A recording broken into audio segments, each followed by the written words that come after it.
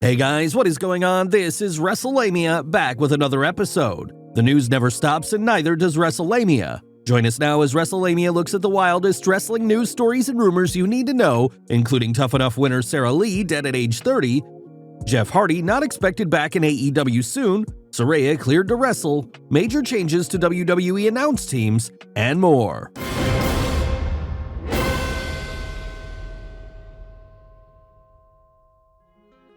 WWE Tough Enough winner dies at 30. Topping today's news is the death of Tough Enough Season 6 winner Sarah Lee at age 30. Fox Sports reported on Sarah Ann Weston Lee's untimely passing. Lee was the female winner of the 6th season of WWE's reality show competition Tough Enough to win a one-year NXT developmental contract with the company, defeating current NXT champion Mandy Rose, who signed with the company shortly after the competition in the final fan voting round. Sarah's mother Terry posted the sad news on Facebook. "It is with heavy hearts we wanted to share that our Sarah Weston has gone to be with Jesus. We are all in shock and arrangements are not complete. We ask that you respectfully let our family mourn." Sarah Ann Weston was married to former WWE superstar Wesley Blake. No cause of death has been released as of the writing of this article. Wrestlelamia sends its condolences to Sarah Lee's family and friends. Gable Steveson undergoes heart surgery. Time for a big update on Olympic gold medal wrestler Gable Steveson, whose WWE future seemed in doubt after rumors his training wasn't progressing as quickly as possible, and that Steveson might return to college for one final run at another NCAA wrestling title. According to a report in this week's Wrestling Observer newsletter, Steveson recently underwent heart surgery to correct a potentially fatal issue. Steveson told ESPN that he recently underwent surgery for Wolff-Parkinson-White syndrome, a heart disease sometimes known as wolf heart that basically forced Dan Hardy out of fighting in UFC. MVP had it, but got surgery to repair it. Steveson found out he had it prior to the Olympics, but at the time, he opted not to have surgery. For the most part, people live with it, but there is a 0.6% or so chance you can drop dead. It's something you're born with, basically a heart defect in which an extra pathway causes rapid heartbeat at times. This may explain why Steveson hasn't appeared on WWE TV, as rumor had it that WWE wanted to fast-track him onto TV. You may recall Steveson appeared in a segment at WrestleMania 38 alongside the Street Profits. Diamond Dave added, "Gable Steveson is now training full-time at the Performance Center, which tells you that he's not coming back to the University of Minnesota for the 2023 wrestling season, nor sticking around for the 2024 Olympics." According to the story, Fit Finlay has been put in charge of his training. No word on when Steveson will make his in-ring debut, but as always, Wrestlelamia will continue following the story. Saraya cleared to wrestle. Excellent news for Saraya fans hoping to see her step back in the ring, as Dave Meltzer is reporting that she's medically cleared to compete. Saraya, who dazzled fans with her character Paige in the WWE, recently debuted for AEW, but it was uncertain whether she was there to wrestle or just as a wrestling personality. This week's Wrestling Observer notes, Saraya was officially cleared by Dr. Michael Sampson. She looks to be feuding with Britt Baker. They got into it, it was short, and you really couldn't tell how Saraya looked after so many years not wrestling. It looks like AEW is setting things up for a Saraya versus Dr. Britt Baker storyline. Do you think Saraya should wrestle after her past neck injury sidelined her from being cleared in the WWE? Let us know in the comments below. Jeff Hardy AEW return unlikely soon. Looks like Jeff Hardy AEW return is unlikely to take place soon, at least according to a report from PW Insider. PW Insider's Mike Johnson is reporting, Hardy has a pretrial hearing for his DUI-related charges in Florida on Wednesday, October 19th. As we reported over the summer, Hardy's attorneys waived his right to a speedy trial and requested a hearing set for July be pushed back 60 days to assist in his defense. The October 19th date would be the rescheduled hearing. Johnson added that, PW Insider is told Hardy is still officially with AEW, but is not expected to return from his suspension until his legal matters are cleared up and he's shown that he can maintain sobriety. While Jeff Hardy's future is impossible to predict, it's a wise move to keep him off AEW TV. The first reason is that he needs to focus on his trial. The possibility of imprisonment can't be ruled out, especially in light of Hardy's past DUIs and his inability to maintain sobriety. While this is speculation, Hardy's legal team may have advised him to stay focused on one thing at a time, with the most important being his freedom.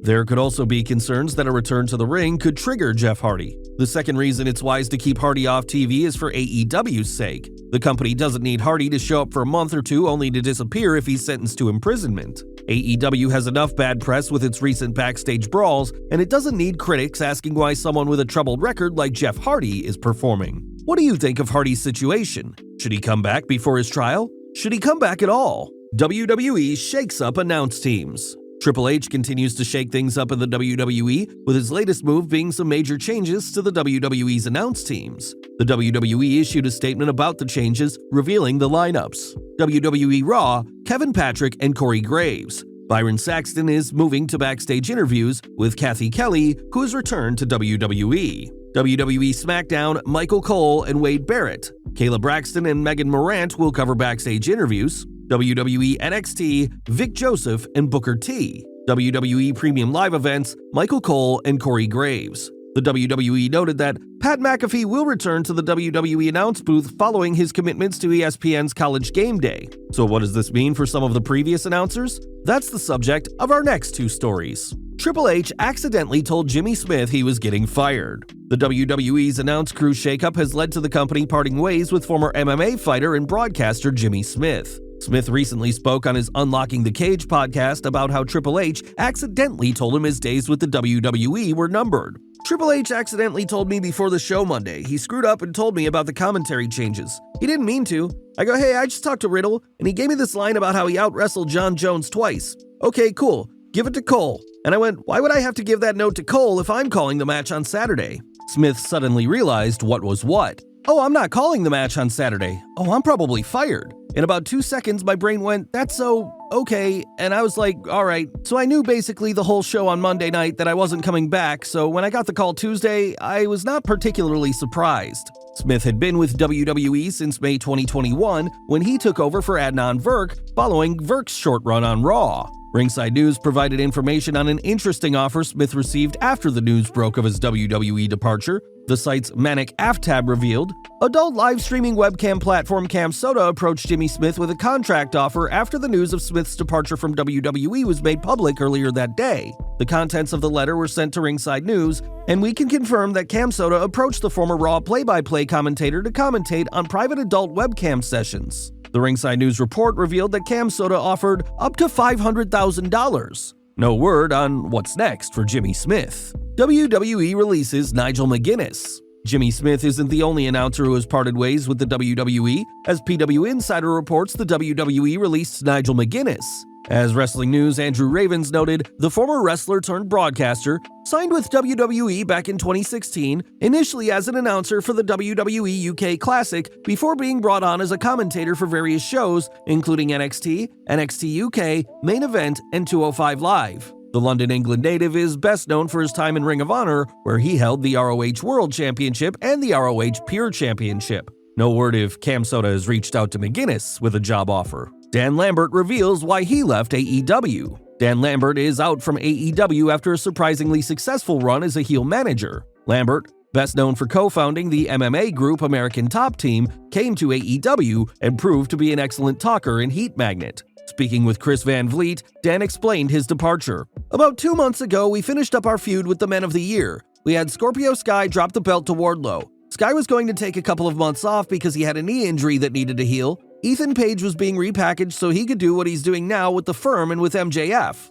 A lifelong wrestling fan, Dan the Man felt it was time to move on. So I thought that it was a good time to wind down. I thought that I was getting stale. The reactions were still good, but I just grabbed Tony after the show and said that I think that this has run its course. I don't want to go backwards or overstay my welcome. He was like, yeah man, sure. If you have an idea for something in the future, then come back. Then sure, whatever, call me. If Tony called me tomorrow and had a good idea and I liked it, then sure, I'd do it. What do you think of Dan Lambert's time in AEW? Do you think he stepped away at the right time? Tony Khan thought that Triple H and Stephanie were his friends. Last but not least, it looks like Tony Khan had another reality check with the way the wrestling world works, especially when it concerns the WWE's Triple H and Stephanie McMahon. The AEW president was on the Ariel Helwani show and told Helwani that once upon a time, he thought that Triple H and Stephanie were his friends. I thought we were friends actually. I think we used to be friends. I was not a competitor at all, I was in football. Now I haven't seen them in a long time, but I wish them the best. I'm a big wrestling fan. I have a lot of friends around. I'm also in Florida. They're in Florida, so it's a small world, and they were really nice to me, once upon a time as a football owner. Totally different time, but yeah, it's been a long time. While it's easy to dismiss Khan's beliefs as naive, it's worth reminding that he allowed former WWE superstars to appear on WWE productions, whether it was Chris Jericho appearing on the Broken Skull sessions or letting former WWE superstars record tribute messages for John Cena. Khan also remarked during his Forbidden Door pay-per-view collaboration with New Japan Pro Wrestling that he was open to a crossover with WWE. However, as many wrestlers have found out, loyalty is a one-way street in WWE. This was readily apparent when the WWE ran its premium live event, Clash at the Castle, and the NXT Worlds Collide special the same weekend as AEW's All Out. Do you think Tony Khan was naive to think Triple H and Stephanie were his friends? Well guys, there you have it, the wildest news stories and rumors you need to know. Leave your comments below, don't forget to subscribe to our channel, follow us on Instagram and Twitter, and I'll see you next time for some more wrestling content.